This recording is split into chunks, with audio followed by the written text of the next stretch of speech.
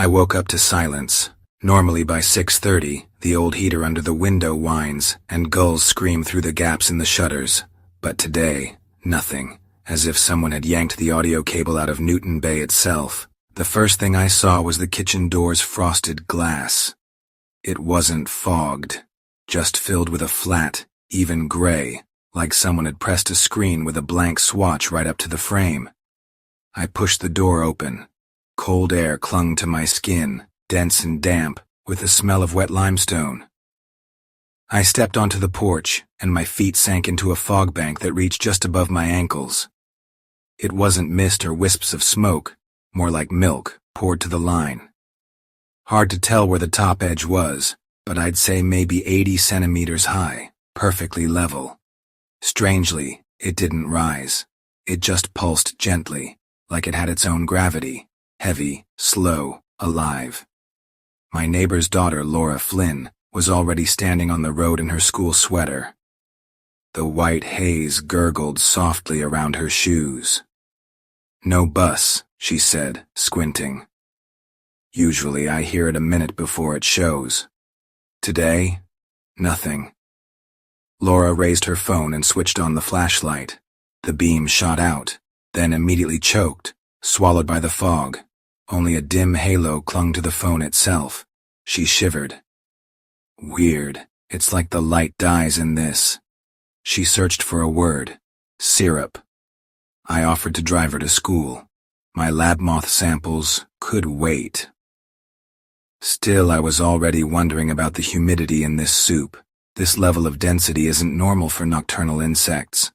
While Laura grabbed her backpack, I reached my hand into the fog. Cold bit at my fingers. But stranger still, my fingertips felt something move. Something unseen, like a faint current in water. I jerked back when I felt a tiny stab under the skin. Then I heard it. Yes, actually heard it. A faint crackle, like a sugar crystal popping between my nails. I looked up, thinking a tree branch had shaken loose a drop, but the apricot trees were still. Laura came back and we climbed into the pickup. On the police scanner, just static. I switched to the emergency municipal frequency. Attention, residents of Newton Bay, remain calm and stay indoors. The source of the fog is under investigation. The sentence repeated on a loop beneath a hiss, like a stylus skipping on a warped vinyl track. We pulled out. The headlights sliced into the gray wall just past the hood, like the light slid inward, absorbed by the sheet, without leaving a tunnel. No one else on the streets. No joggers, no Murphy, the pharmacist's dog chasing pigeons. Just that milk-thick carpet where the asphalt looked barely darker. At the school, nothing. The sidewalk looked unfinished, like a model missing its final layers. Under the fog, you could just make out the faint outlines of a mailbox, a bike, and nothing else. Into the silence came a half-strangled siren. Not a fire alarm staccato burst, but a long, low wail, smothered in the fog. I instinctively hit the brakes. Laura swallowed hard. "Civil defense?" she asked in a whisper, though there was no one around to overhear. I didn't answer. The fingers on the steering wheel tingled with a soft prickling, just like by the porch. Like something twitching beneath my nails I didn't dare look for. Up ahead from the gray sea, a human figure began to emerge. I reached for the horn, but the figure stood stiffly, arms out, fingers trembling. The fog didn't ripple. It simply hugged their outline tighter. And then, like a single frame cut from a reel, the figure vanished. No collapse, no flail, just a soft puff, like laying a stack of books onto a soaked towel. On the damp strip of pavement, something narrow and dark flickered. I blinked. Gone. Laura let out a quiet sob. "We have to go back," I said, and felt another tiny crunch under my skin, like a single grain of something snapping beneath the surface of my arm. No wind stirred the leaves, just a flat gray ocean stretching all the way to the horizon, where I could no longer tell whether the sun was rising or if it ever would again. We turned around at the school, and the pickup, like it had sunk into molasses, crawled forward inch by inch. The engine purred steadily, but the tires seemed to slog through the road. The fog pressed down with a weight that defied logic. Cole, Laura barely moved her lips. Did you see? That person vanished. I nodded, still feeling that sand-grain itch under my nail. To speak, I had to clear my throat. Every sound came out dull, muffled, like cotton stuffed in my mouth. We'll head to the mall, I said. They've got generators, alarms, people. In Newton Bay, Harbor Plaza sat between the neighborhoods and the highway. 6 floors of glass, concrete parking, fast food, a pharmacy, a grocery store, a small city under one roof. We crawled toward it through the murky soup, and each traffic mirror flashed back no more than a meter of pale reflection. On Burn Street, the brake lights of an SUV loomed ahead. I tapped the horn, but the sound wheezed. The driver, Murphy the pharmacist's wife, stood by her car, waving her arms like she needed help. Her coat fluttered as if in wind, but the air was still as death. I cracked the window, and a damp chill poured in, sharp with lime, and something sour. She screamed, but the sound was instantly flattened by the fog, shredded into a thread, and clipped off. In that same moment, something gray flicked upward from her feet, a narrow tongue, like a scalpel blade. And just like that, her coat fell limp, empty. The car kept glowing its brake lights, as if nothing had happened. I slammed the window shut, my heart thudding in my throat. Laura didn't cry. Tears had dried out long ago. She sat stiff, hands on her knees, trying not to move. The Harbor Plaza parking lot emerged suddenly, a fence of lamp poles rising from the gray. The entrance ramp was slick, our tires skidded over wet concrete like soap. Above the gate, a digital sign scrolled a quarantine warning. Around the rolling doors, 10 or so people huddled. Paramedic Emma in a yellow vest, Dean the mall security guard, Steve the bearded trucker, a few teens. Their faces blurred like everything else, washed in the fog's pale glow. No one shouted, like even air was something to fear disturbing. Dean spotted us, waved frantically. Quick, inside. The motors are groaning, like the fog's eating the gears. We jumped out. Laura clutched my hand so tightly it felt like even that gesture was a risk. 10 seconds later, the rolling doors slammed shut with a heavy clang. The mall lobby greeted us in a kind of neon twilight. The lights were on, but the brightness looked filtered. No one said, "We're safe now." We just listened. Outside, the fog pressed against the metal with a soft, smothered hiss. In that new, slightly brighter silence, everyone listened to each other breathe, checking who was still there, who was still whole. "I'm Emma," the paramedic whispered. Her voice sounded like it had been told to obey the rules of the air. The fog reacts to movement and to sound. I saw it cut through the air, sometimes narrow, sometimes wide, like something swimming inside it. Steve coughed. "I think it also raises the cold." My arm went numb just running from my rig. I introduced myself, added that I was a biologist, entomology. I held up a tiny hair still sealed in a sample bag. "This isn't just chemical smog," I said. "If this filament came from the fog, then something alive is out there, something big." Overhead, the mall elevator chimed. The hanging cable echoed faintly. We all fell silent.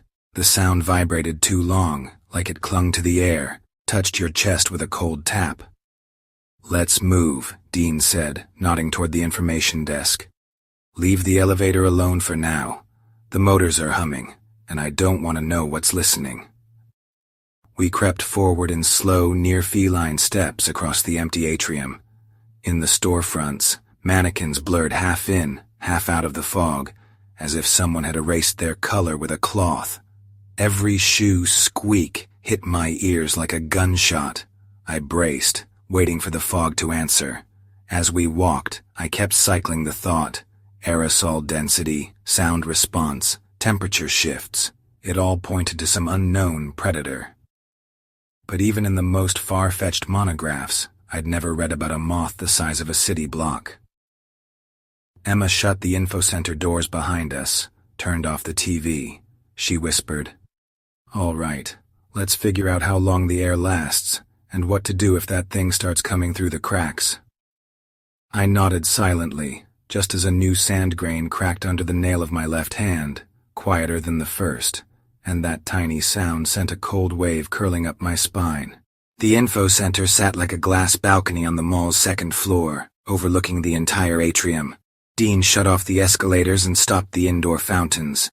The water hissed louder than any of us liked. Steve grabbed a metal thermos from the coffee kiosk and dropped in a bottle of water without blinking. Even that felt like a reckless move. I asked security for access to the maintenance storage. Among snow shovels and sealed boxes, I found what I was looking for: a hunting-grade thermal scope, a souvenir from the Outdoor Pro store. The batteries had maybe an hour left. We avoided the freight elevator. The motors overhead buzzed through the concrete ceiling, and the hum settled deep in our chests like pins and needles. Instead, we stepped up to the outer terrace window, just gray curtain beyond the glass. I pressed the scope to the window. The screen showed a cold blue monotone, almost colorless. The fog was easily 8 to 10 degrees colder than the average October sea breeze. But with a slight sensitivity tweak, heat signatures emerged, soft waveforms, like breathing heart lines. "See that?" I whispered to Emma. An orange blur darted left to right, followed by a larger shape. Brighter, elongated, gently curved like a wing. I zoomed in. The outline pulsed rhythmically, as if in sync with shallow undulations. Whatever it was, it swam in spirals, tracing a slow tornado through the still cap of fog. "Is it alone?" Emma asked. I adjusted focus again. Two fainter shapes drifted into view, smaller, dimmer. Maybe juveniles, maybe feeding scouts. "Could be a family," I whispered, "or a chitinous pack." Something cracked below us. Dean had knocked over a souvenir display with his elbow. The sound was muted, but sharp. Instinctively, I widened the scope's angle. The big heat signature froze, then stretched, and surged straight toward the noise. "It's moving!" I hissed. At that moment, the glass of the main skylight went hazy, swirling like it had been scrubbed with sandpaper from the outside. No one breathed. Even Dean, usually loud, plastered himself to a column like he was afraid his chest would burst from a heartbeat too strong. The heat shape reached the outer wall. The air in the atrium made a strange thin ringing. No actual sound, but a pressure. My ears popped. The mannequins in the boutique display began to sway, like caught in wind, even though the mall air was still. Then silence. The exterior floodlights blinked out, as if something had consumed the photons. The predator faded back into the pearly depth. Lyra, mute until now, pointed to the far end of the hall. Two figures were climbing over the escalator handrail. Kids, teens, the ones who came in with us. We waved frantically. "Stop!" But they were already sliding down the metal steps, dragging noise with every rung. I aimed the thermal scope, saw the large heat form dart toward that spot. The fog at the base of the mall shifted, flared bright, then went still. The screen flashed with sharp pulses, like a two-handed blade slicing air, then nothing. Emma gripped my shoulders. "Are they?" I nodded. No bodies below, just fragments of a smoothie cup, flattened like a pressed leaf. Steve swallowed hard, his beard twitching under his jaw. "So any noise louder than a sigh is a signed death ticket." "No," Dean said, louder than he should have. "We need to figure the range. The elevator motor didn't trigger it. Metal vibration might be a different spectrum. Volume, frequency, and," I added, "thermal contrast. The fog's cold. Any warm body stands out like a flare." We backed into the info center. Dean shut the glass doors and lowered the micro-slatted blinds. Each tilt of the louvers sounded too loud. Lyra was trembling. Emma wrapped her in a thermal blanket. "The fog has a density ceiling," I said, flexing my hands, stiff with damp chill. "Closer to the floor, it thickens. Condensation drops. Even if the predator doesn't reach you, you'll suffocate in the aerosol." "What if we go higher?" Lyra asked. Her voice found tone only at the end of the sentence. "Like the roof?" Dean shook his head. "The elevator kicks on when it rises. We'd be a beacon, heat and sound." Outside, the mall's steel trim let out a faint click, like someone dragging a nail along the edge. The noise scattered across the window like pebbles. I realized I was holding my breath and panicked. The silence was thick enough to hear the ache under my nail. "Then we waited out," I said. "Fog like this can't last forever. We just stay still." Emma tucked the blanket tight around Lyra. The rustle of fabric was too loud. I lifted the scope again. In the distance, the bright heat spot circled, triangulating the next sound. It didn't care who we were, only that we moved. I powered off the device. In the dark of the info center, I felt it, a crunch under the nail, third grain of sand. And for a second I knew, that's the sound the moth craves most, the one inside. An hour, or was it just 10 minutes? We sat in silence, counting our own breaths. Moisture crept in through the concrete, puddles formed on the floor, and the chill pressed up along our spines. I told myself not to shiver. Vibration was a signal too. Lyra clutched my old thermos of coffee with both hands, like it was some kind of talisman. Her eyelids began to twitch, her body begging for even the smallest motion, and I knew we couldn't last much longer like this. We needed to find the rules, the logic behind how the moth heard the world. "Dean," I whispered, "what frequency does the alarm system use?" 14 kilohertz, and the strobe's at 120 lumens, he answered without moving his lips. 15 minutes ago, the elevator vibration didn't draw it in, so the upper frequency band might be safer than the low. "Not guaranteed," Emma cut in. "It might have just been slow to react." We spoke in hushed tones, yet each word rang out like it echoed inside a bronze bell. Then Lyra did the unthinkable. She stood up, slowly but upright. My pulse hammered into my temples from fear. She pulled out her phone. "I'll use it without flash," she whispered. "I have to send something. My parents still think I'm at school." "Lyra, don't," Emma hissed. "The screen is still light." "Lowest brightness," she insisted. Her fingers barely moved across the glass, but in the dark, even that slight motion seemed to pulse like lightning. From the upper level, where the ventilation shafts met, something scraped softly. The sound sliced the air like a needle, then vanished. We all froze. Lyra looked up, and just then, the camera sensor on the ceiling blinked, auto-focusing. A tiny, almost invisible pulse, but it was enough. The vent grill above us bulged inward, as if struck from inside by a fist. We glimpsed a gray-white blade with a serrated edge, like the feather of a metal bird. It snapped, and the vent exploded outward. Lyra clamped a hand over her mouth, but too late. A gust of fog hissed down in a tight cord, and within it, that feather arced in a blur. Lyra's body wasn't torn or taken whole. It was erased, starting at the feet. Her jeans blackened instantly, crumbled. Then her thighs, her waist, smooth, bloodless erasure moving up. She even had time to take a half-formed breath before half her chest was gone. Her phone hit the floor and went dark.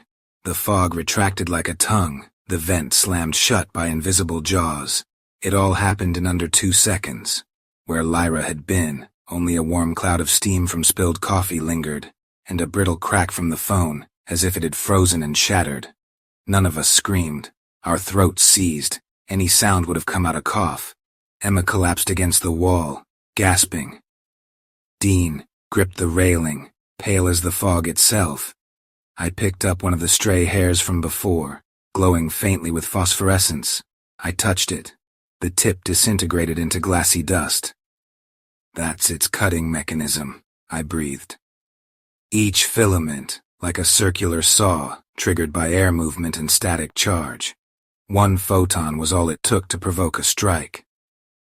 Steve clenched his fists and hissed. "So we're just bait in a box." No one had an answer. We all curled inward like turtles, terrified that even our own shadows might twitch. Somewhere deep in the building, a single drop fell from the pipes, and we all held our breath until the echo died out. The fog beyond the doors was listening. I already knew. Soon we'd have to choose between staying completely still and preparing to reach the fire barrier the military warned about. But it was clear now, even the smallest misstep would give the Moth a new signal, and a new host to feed on. We sat frozen until the stream of thoughts dulled and slipped away, leaving only one primal instinct: silence. In that soundless rift, for the first time all day, it became clear that our time inside the mall was running out.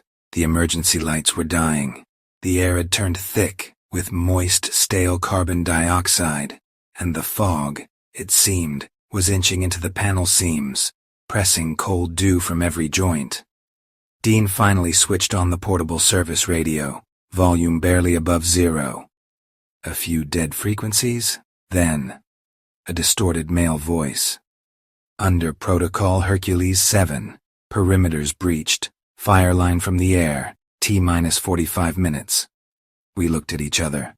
Fire line in military speak meant one thing: napalm. Burn everything. The fog, the streets, the people, clean.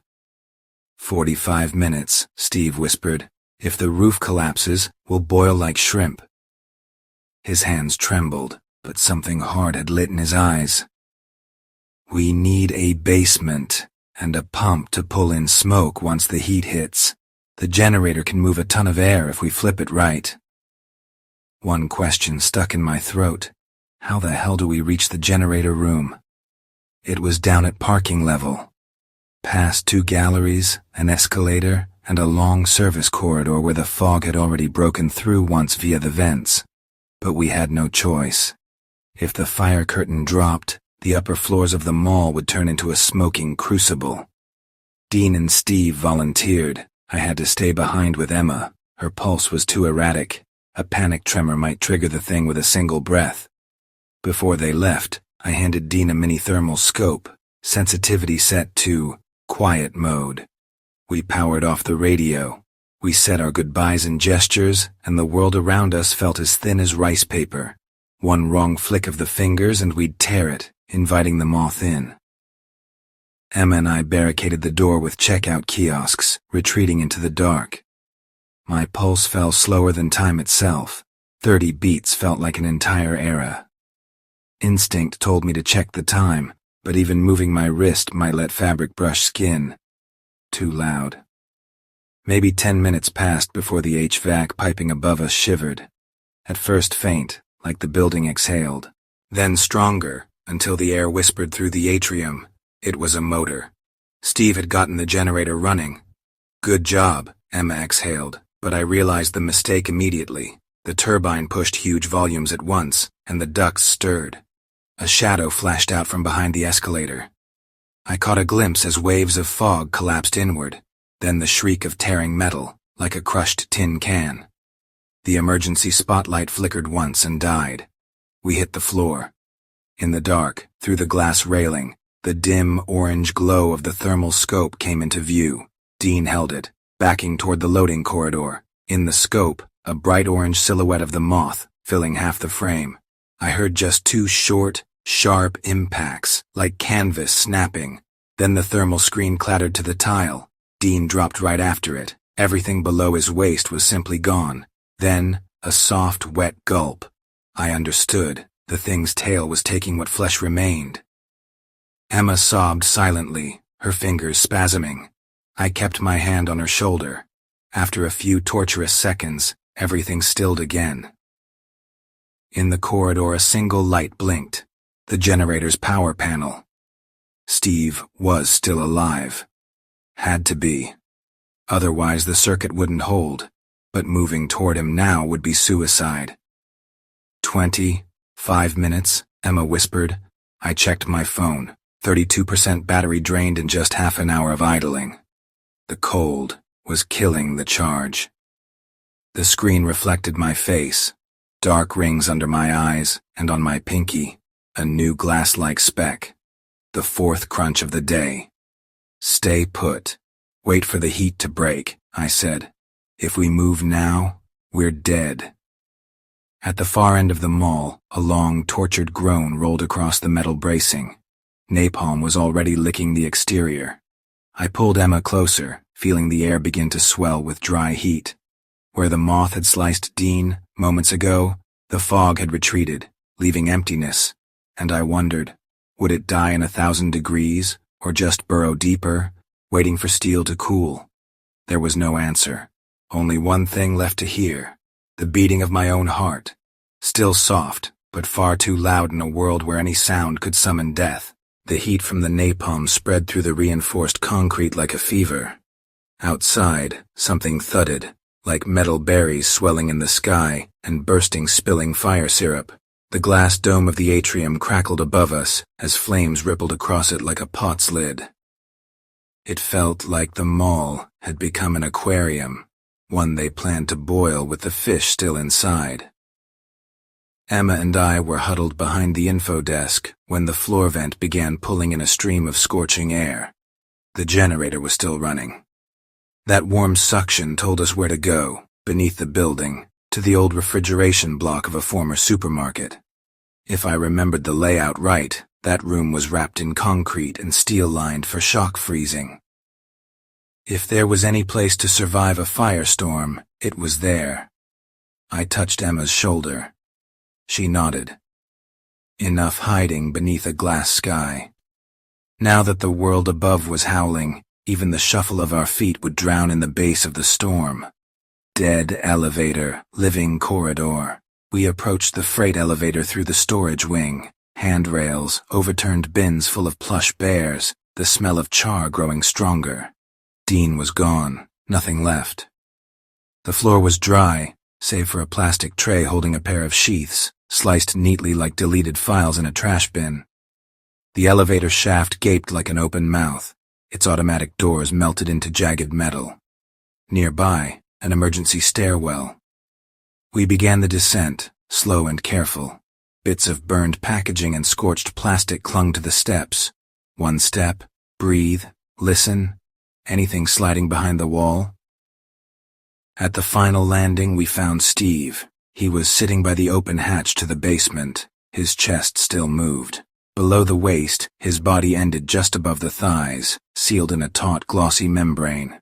A short stub trailed from it, like the predator had started trying on a new host before the napalm interrupted. On the wall nearby, a brownish-gray wing print. Its scales were melting like vinyl on a stove. Steve looked up, eyes clouded. He tried to speak, but only steam came out. His lungs boiled. He pointed downward, toward a green emergency diode glowing below. "Thanks, buddy," Emma whispered. Her voice rang clear. For the first time in hours we weren't whispering, but the roar around us was so loud we could barely hear our own words. Steve nodded, relief on his face. I realized his pain sensors had shut off. His body didn't know it was dead yet. We left him there, like a silent, faithful statue.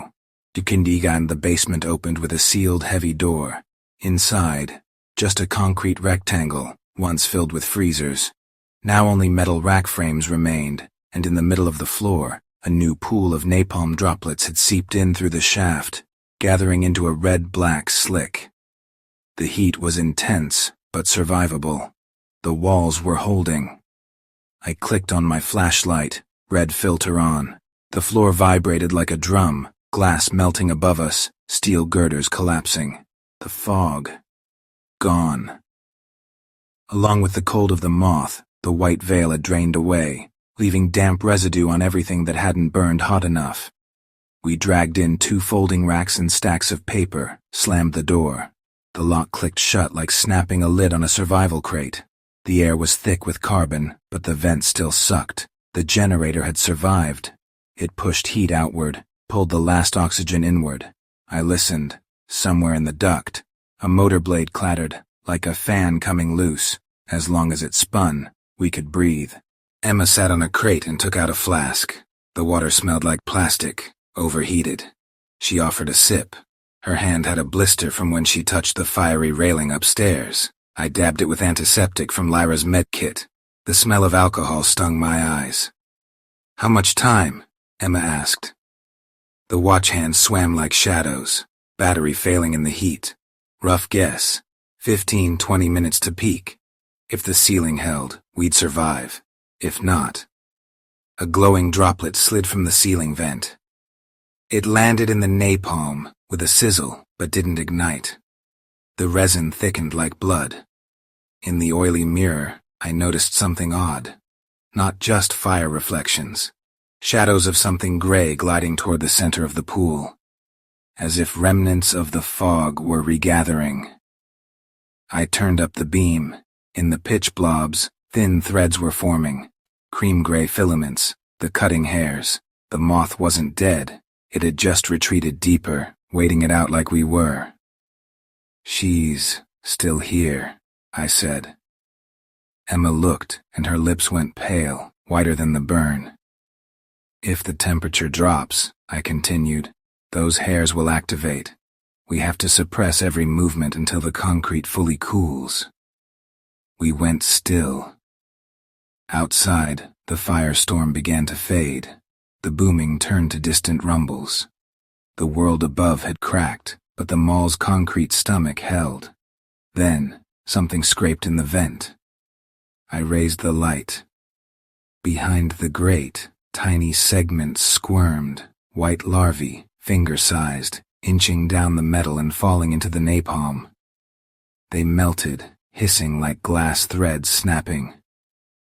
Larvae, I whispered. She's seeding, like a spider laying eggs. Looking for new mate. Click. The ventilation motor faltered. The hum faded. Condensation shorted the unit. The airflow stopped. In the silence, I heard my own heartbeat, then the faint shimmer of hairs, like ash brushing the air. Emma clamped her hand over her mouth. The napalm pool stilled. The white filaments no longer burned. They crept to the edges, spiraling inward. More larvae were dropping. I took one soft step toward the utility panel. There was a backup switch for the old freezer system. If the basement had once held cryo units, nitrogen tanks might still be built into the walls. We needed a deep freeze, fast. Force the moth to collapse again. Cole. That's movement, Emma whispered. You decide, I said. Freeze fast or get fed. I grabbed the lever. The metal burned, not from heat, but cold. Liquid nitrogen. I yanked it. The pipes hissed. From the ceiling burst a white fog. Thick, dense, like -60 degrees.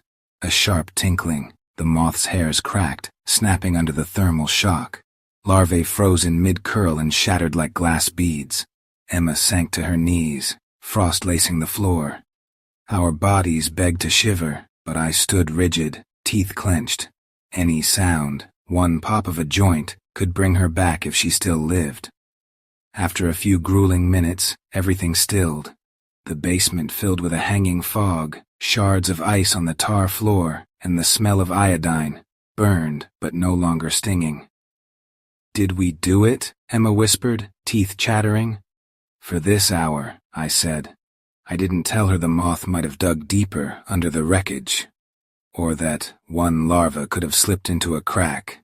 But as long as the concrete stayed cold, we, two silent heartbeats, could still hope for morning. The city outside had burned, and here, in the scorched heart of the mall, we remained just two flickers of warmth, not yet seen by the eyes that hunt through smoke. The cold in the basement barely held. Nitrogen seeped out in thick waves, settling as a brittle frost on the walls. Emma and I leaned against the concrete. Our fingers no longer burned, but the frost bit deep into our bones. Overhead, beyond the slab ceiling, the firestorm still roared. It didn't die. It rolled and surged, sometimes dimming, then flaring up again like a living tide.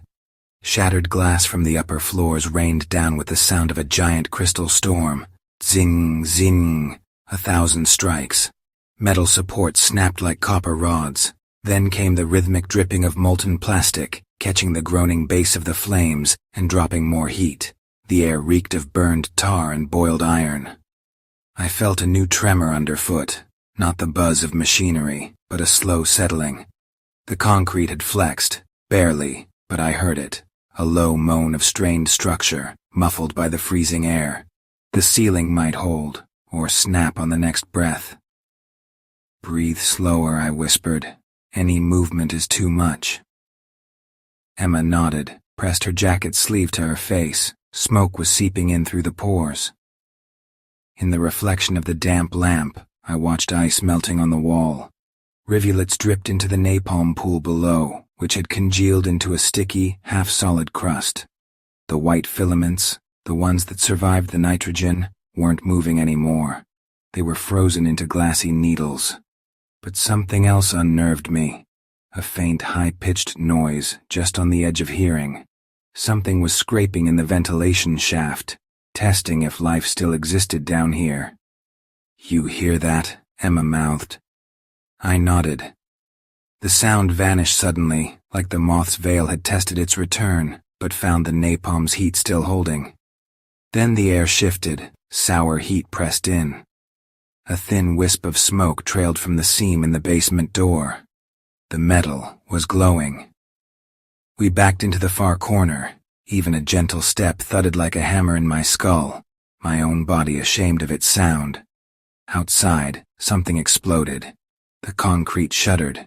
Dust crumbled from the ceiling, followed by the crackle of broken tiles. I glanced at the napalm pool in the center of the room. It had swelled into a mound, as if something was boiling beneath it, pressing to escape. "If it bursts..." Emma didn't finish. A dry cough raked her lungs, scraping out a rasp. I lunged toward the shelves. On the second one, rolls of insulation film, somehow unsinged. I unrolled one, dragged it under the oozing resin. We had to keep the droplets sliding off, stop the weight from building. Every move was jerky, like bad film. Step, stop, breathe, stop. The air smelled like scorched cheese. Minutes oozed by. Then a crash, like a titan dropping a hammer. The floor rippled beneath us. Somewhere above, a section of the ceiling collapsed. Hot air surged down the vent, followed by a spray of sparks. The mist was burning, evaporating, but not vanishing. We pressed against the wall. Through the roar of fire, I heard a faint mechanical rhythm, like a pump. I realized it was the generator, still working, still pulling exhaust. As long as it lived, smoke was being drawn out and heat bled off. "Coal," Emma said, her fingers twitching.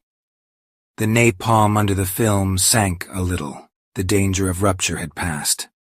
"Look." She pointed at the white filaments near the edge of the pool. The needles were starting to melt, droplets forming at their tips. The cold was fading. The scales were waking. "Soon we won't be able to move at all," I whispered. "When it gets warm, the hairs will spread, and any vibration..." I didn't finish. Overhead, the ceiling snapped like a massive harmonica breaking in two, and from the space between floors poured a deluge of water. Not just water, brown steam, remnants of the fire suppression system. It drenched the napalm pool, which hissed and sputtered out. The temperature dropped sharply. A steamy fog formed, not the moths, but water vapor, stinking of smoke without the icy weight. Still, in that haze I saw flickers, milky white drops of aerosol. The moth was releasing a new batch. I understood. If the ventilation failed completely, the creature would flood the basement with poison before we had a chance to escape. We were no longer trapped by fire, but by venom. "Emma, we need to keep the motor running until the heat is fully gone," I whispered. "Or we're done." But a new sound came from the vent, not mechanical, but winged. The closest grate shuddered, a sprinkle of frost falling from it. Silhouettes of tiny larvae twitched inside. I saw them, like frozen worms, stretching toward the warm air. Emma pressed back into the wall. I knew this was the moment of final silence. Any gesture, any twitch would betray us. All we could do now was wait. Heat still wandered the walls. Somewhere above, the fire pumps wheezed. And under our concrete coffin's ceiling, the moth's first scout circled, checking if it could return. We held our breath, as if we could vanish entirely. The vaporous fog blurred our outlines, thickening shadows. All that remained was the heartbeat, its pulse listened to by fear itself. Outside, the fire rain began to fade.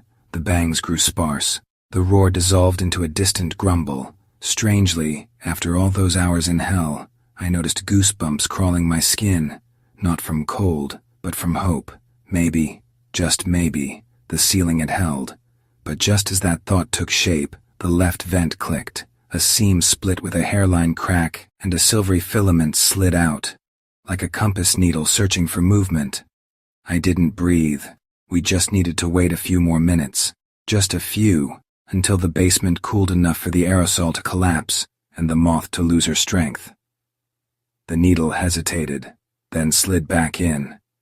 Far above, the mall let out one final glassy sigh, the last exhale of the firestorm, and then at last came true silence. No roar, no crunch, just stillness. I think... Emma exhaled, and her "I think" echoed louder than the barrage. I squeezed her hand, and this time, I didn't fear the tremble. For now, we were the only ones moving. The moth didn't answer. Outside, there might still be isolated flames, but the main fire carpet had ended. In the concrete walls, a new sound took its place. The crackling of cooling steel beams. Here and there, ash still fell, and we, two living hearts, had survived the night's rain, sealed in a concrete bubble that was no longer a furnace. Now we had to figure out how to live in a city where streets were coals, and every shadow might hide a moth, waiting for the first careless rustle. We didn't know what waited above, but we knew one thing. The next step would be into a world where sound is a deadly luxury, and fog is never just weather. I don't know how much time passed. My phone had given up long ago, and the hands of my watch froze when the casing melted from the heat. No sounds from outside, just the occasional click, like far-off metal snapping as it cooled. The basement was no longer stifling. Cold concrete walls slowly gave warmth back to our bodies. Emma and I were the first to rise, carefully, as if every stair could scream. The napalm had hardened into a tar-black crust, creaking faintly beneath our boots but holding firm. Dean's advice, "Move slow," had sunk into our muscles. Even our breaths came in clipped, cautious sips. Up on the storage level, the emergency lamp still burned, casting a chemical torch that saved our eyes from total blackness. No moth filaments in sight. Either the firestorm had wiped most of them out, or the creature had retreated deeper into its burrow. The corridor to the escalators looked like the inside of a burned-out drainage serpent. Walls coated in soot, ad banners curled into charred ribbons. Somewhere overhead, a weakened fan moaned. Its blades, dusted in ash, still spun like the stubborn heart of an empty building. We found Steve where we'd left him. What remained was a rib cage, scorched and twisted into a strange, half-crushed shape. His skin had gone gray, bones bleached white, and the clean slice below his waist now blackened where fire had kissed it. I draped what was left of a jacket over him anyway, a gesture more for myself than for him. The mall's lobby doors were charred, the glass shattered, but the metal gate had held. I yanked up the latch, chains clinked, and we froze, listening. Nothing but echoes. Then we shoved the gate open, and the world hit us with the scent of coal and wet rust. The city was gone. Where there were houses, black boxes, roofless and hollow, the asphalt had cracked like lava. Traffic lights hung as skeletal husks. Above, where blue sky should be, stretched a motionless sheet of warm gray smoke, dead and still. Emma raised her hand. Far off, near the shoreline, a new wisp of fog was forming. Thin and faint, like it had forced its way through the poisoned air. It pulsed gently, a living smear, its edges rippling in slow spirals. Around it, ash stirred and settled again, like 1,000 tiny wings fluttered near. "She's there." Emma didn't finish the sentence. She knew I understood. The water had let the moth survive the flames. The heat scorched everything above the pier, but oxygen remained beneath the surface. Now, as ash draped the city like a blanket, the predator was testing the boundaries again. We stepped down from the threshold. The bus stop where the woman vanished that morning had collapsed into a pit, as if erased with an eraser. What was left of Laura's family car was just a melted skeleton, steel and fiberglass. Cole, Emma gripped my arm, tight, nearly painful. Do you hear that? I caught the sound, a faint rustle, like parchment dragging across carpet. It rolled in from the bay, skipping over the piers, sampling the echoes. A breeze carried the bitter taste of aerosol. It was returning. We're heading inland, I said. Soft, but not a whisper anymore. There was nothing around that could trigger the Moth, aside from its own wings. 2 hours by road to Fort Rogers. Will we make it? Emma glanced at my hands. The skin beneath my thumbnail had cracked, but it didn't hurt. I smiled the best I could and nodded. From the emergency kit, we took 2 paper respirators, laughably weak protection, but better than nothing. We had a flashlight with a red filter, a knife, 1 bottle of water, warm but wet enough to remind us we were still alive. We took a step onto the echoing charcoal. Nothing answered. A second step, same silence. Only the rustling over the bay grew stronger, like someone unrolling an ancient scroll far out on the waves. Let's go, Emma said. I stepped third. No fog around us yet, but I knew, if we ran, if our flesh warmed too fast, the Moth would hear. And she would come.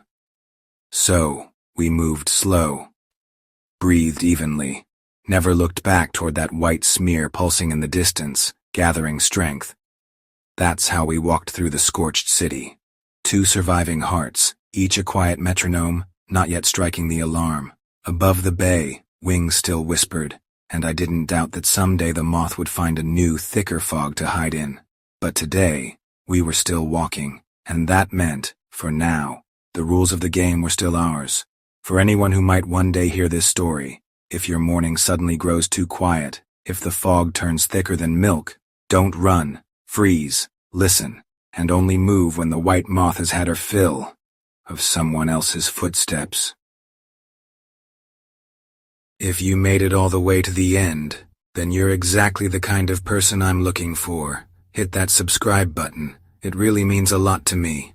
I hope I can keep bringing you more stories, to make you smile, or maybe, to scare you.